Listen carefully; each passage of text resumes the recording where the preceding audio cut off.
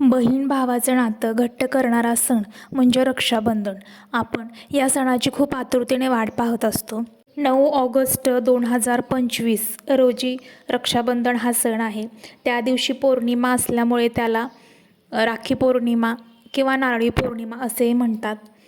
समुद्रकिनारी राहणारी जी लोकं आहेत ती या पौर्णिमेला समुद्राला विधीपूर्वक नारळ अर्पण करून कृतज्ञता व्यक्त करत असतात.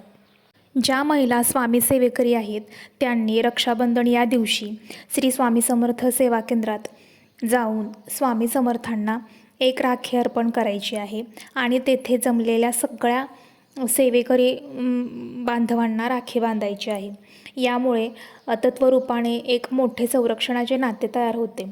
राखी बांधत असताना जो स्क्रीनवर मंत्र दिसतोय तो मंत्र बोलायचा आहे आणि मग राखी बांधायची आहे. श्री स्वामी समर्थ.